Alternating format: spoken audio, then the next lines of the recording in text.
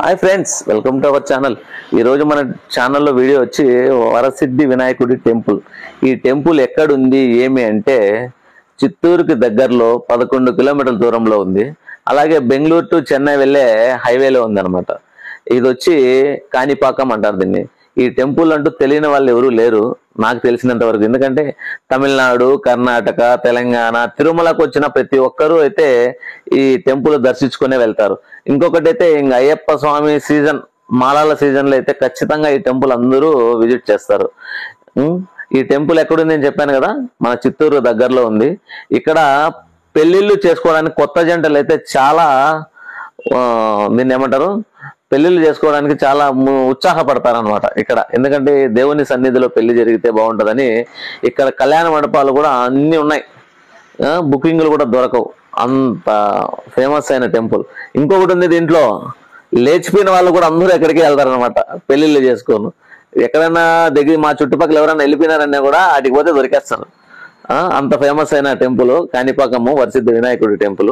సరే, అది పక్కన పెడితే ఈ టెంపుల్ ఆవరణం ఎలా ఉంది ఏమి అనేది మనమైతే ఈ వీడియోలో తెలుసుకుందాం. ఇక్కడైతే టెంపుల్ మాత్రం చాలా ప్రశాంతంగా ఉంటుంది. ఇది వచ్చి పురాతన టెంపులే, కానీ ఇక్కడ లగేజ్ కానీ ఫోన్లకు కానీ లాకర్ రూమ్స్ కూడా అవైలబుల్లో ఉన్నాయి. ఇక్కడ ప్రశాంతత మాత్రం చాలా బాగుంది అనమాట. ఎందుకంటే ఎటువంటి సౌండ్ పొల్యూషన్ కానీ ఏమీ ఉండదు. టెంపుల్ ఉంది ఇక్కడ కూడా సేమ్, అంటే తిరుమల లాగా టెంపుల్ దర్శనానికి వెళ్ళేదానికి ఇక్కడ కూడా టైం పడుతుంది. 1/2 అవర్ 1 అవర్ టైమింగ్ కూడా తీసుకుంటుంది. ఇక్కడ కూడా అంతే, మనం వెళ్ళిన వెంటనే గుళ్ళేకి వెళ్ళి తీసుకొని వచ్చేసి అంత ఉండదు ఇక్కడ కూడా. తిరుమల అంతా ఇక్కడ కూడా దాంట్లో తిరుమల అయితే రోజులు పడుతుంది, ఇది వచ్చి గంటలు పడుతుంది, అంతే తేడా. చూశారు కదా, నేను చెప్పాను కదా ఈ తిరుమల దాన్ని ఏమంటారు, అయ్యప్ప స్వామి మాలల టైంలో ఇక్కడ చాలా బిజీగా ఉంటుంది. ఇక్కడ కూర్చునే పార్కు అంటది కానీ, పోలీస్ స్టేషన్ కానీ అన్నీ బాగున్నాయి. ఇంకొకటి, మరి తమ్నేల్లో చూసినట్లు కాణిపాకంలో జరుగుతున్న మోసాలు అన్నారు కదా, ఈ మోసాలకు గల కారణం ఏమి అంటే ఇంకా కొద్దిసేపట్లో చెప్తా ఎందుకు ఏమి అనేది కూడా. ఎందుకంటే తెలియాలి, మీకు కూడా తెలుసుకోవాలి కాబట్టి. ఇదంతా టెంపుల్ ఆవరణమే, మొత్తం అంతా చాలా పెద్దగా ఉంది.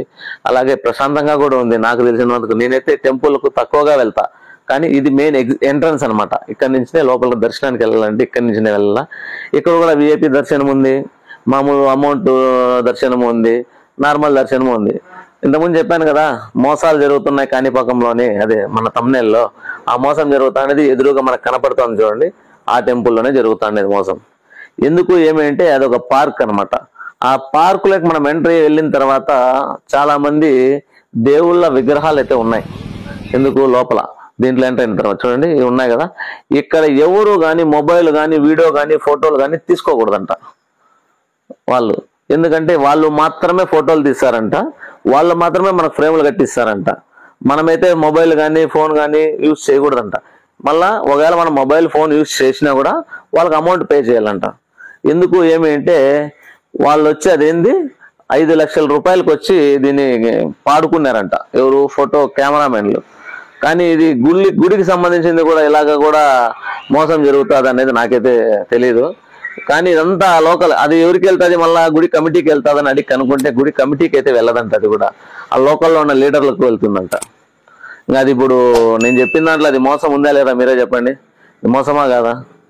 ఇప్పుడు అక్కడ ప్లేస్ కానీ విగ్రహాలు కానీ అన్ని బాగున్నాయి, ఎవరైనా కూడా ఫోటో తీసుకోవాలనుకుంటారు. కానీ ఫోటో తీసుకునే వాళ్ళ మొబైల్ తీసుకొని వాళ్ళ దగ్గర పెట్టుకొని బెదిరిస్తున్నారు, లోకలిజం అనేది చూపిస్తున్నారు అనమాట. అక్కడ చూడండి, నేనైతే తీసా, నేనేం భయపడలా, కానీ మీకు చూపిద్దామని నేను ఇలాంటివన్నీ ఉన్నాయి చుట్టూ. కానీ వాళ్ళు అలా లోకలిజం అయితే చూపిస్తున్నారు. దీని ఇలాంటివన్నీ ఖండించాలనే ఉద్దేశంతోనే నేను మన తమ్నెల్ కూడా అలా పెట్టడానికి కారణం. ఓకేనా, ఏదైతే మీరు డైరెక్ట్గా చూసి ఇంకా చాలా బాగుంటుంది వీడియో కంటే కూడా.